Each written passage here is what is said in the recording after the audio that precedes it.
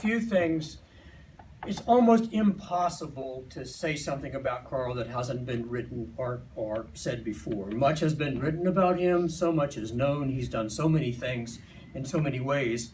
But I thought a couple of comments relevant more to Stanford and his career here might be interesting and help provide a little context.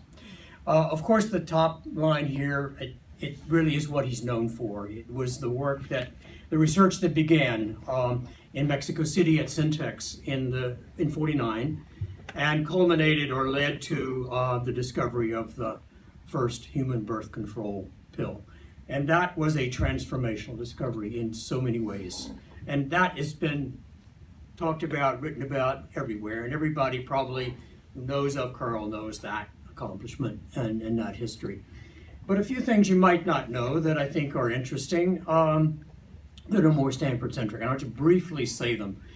So Stanford in the 30s, 40s, and 50s had a chemistry department, which was an okay department. It wasn't a great department. It was a reasonable department. But we had a visionary provost. His name was Fred Terman. Some people associated him with the founder of Silicon Valley, among others. And for reasons that I personally don't know, but he had a feeling that chemistry was a very, very important topic and should be a strong department at the university. And so he then effectively said, look, I have a mandate or provide a mandate to build a chemistry department into one of the world's leading departments. The leadership was not here to do that, and he went outside and brought in a new department head. That department head was Bill Johnson from the University of Wisconsin, and said to Bill, okay, I'll give you the resources, you do it. Bill was recruited. One of the things that Bill said is, I want someone to come with me. His name is Carl Djerassi. And so the two of them were recruited and came approximately at the same time. There's a little difference it had to do with lab space, but that's the other bit of the story. They looked at the old chem building at the time and said, you gotta be kidding, doing organic chemistry in that old building? So that then led Provost Terman to approach a donor.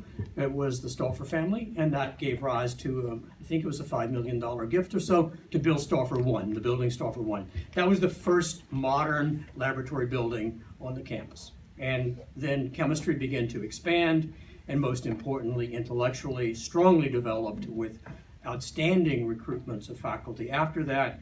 And within about a decade, became one of the top departments in the country and even the world.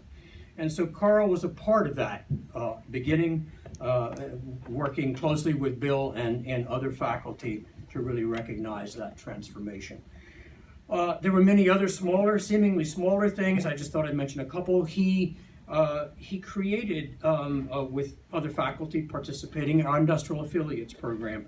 It was something that served as a model not only for chemistry, but other parts of the campus and even outside, which was a much more effective way of university industry partnerships than we had seen before, had benefits for students, for their futures, for recruitment, a lot of very important things that came from that and still exist at the university in many, many places. He was responsible for a small building called a gazebo.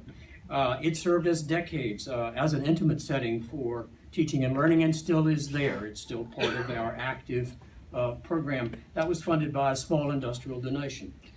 He co-founded with Paul Winder a Johnson Symposium, something that is a very important part of the fabric of the Department of Chemistry. Now, those are just a few examples of some of the many things that Carl contributed. I don't want to talk about his real science. I don't want to read papers. Let me just take a high-level view and say that he certainly had major impact, a major legacy in science.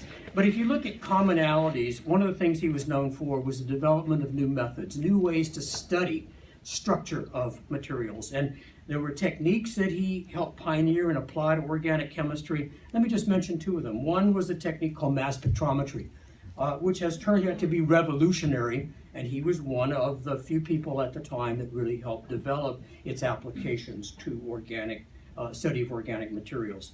Another was one of the early uses of computer-aided artificial intelligence in partnership with several colleagues here at Stanford. he began to apply these techniques, and this was very early on for that kind of research. So Carl was extremely prolific, deeply impactful in what he did scientifically. He won numerous awards, and I just mentioned a few here, but one of the few people that has won both the National Medal of Science and the National Medal of Technology. Now, here we today celebrate Carl and his legacy, and I think most of you may know that after Carl, even before Carl retired, he had a strong interest in the arts. But after retiring in 2002, and with the strong encouragement of his wife, the late Diane Middlebrook, he devoted himself to expressing science to the general public and in artistic forms, and they included drama, fiction, and poetry. And a lot, again, is written about that, and we'll hear more about that during the course of the afternoon. So I thought, I was trying to think of saying something, and it's hard to say something that hasn't been said, but I was struck by these two quotes. And the first one is Dick Zayer, who's here. Let me just read it. Carl's legacy to chemistry has been truly immense. It is difficult to expect to see the likes of such a giant, of an individual, such a towering, forceful intellect ever again. And then John Browman, I don't know if John made it. I didn't see John. Did he get here? Don't see him. Okay, I knew he was going to try. John wrote this in the nomination of Carl for the Priestley Medal of the American Chemical Society. Carl is a giant in chemistry. He has established world reputations as a scientist many times over, as an industrialist with major successes, and as a humanitarian scientist with an extraordinary record of effort and achievement.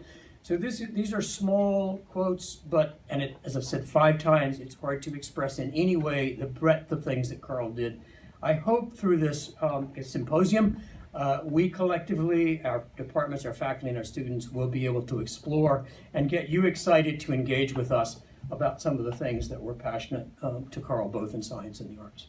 So, my colleague, Alex Nemiroff will introduce the first step. Well, it's my turn just to say welcome, and it's very gratifying for me to see you all here at our building. I am Alex Nemiroff. I'm the chair of the Art and Art History Department, and my own relationship to Carl Djerassi, I think, is just beginning. I mean, one brief encounter would be just seeing the Paul Klee works at SF MoMA, and perhaps that is one of the sources for the event that has arisen today.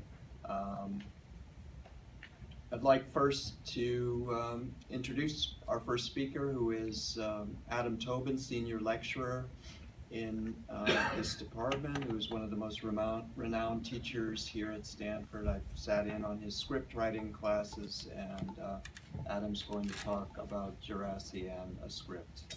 So please welcome Adam Tobin.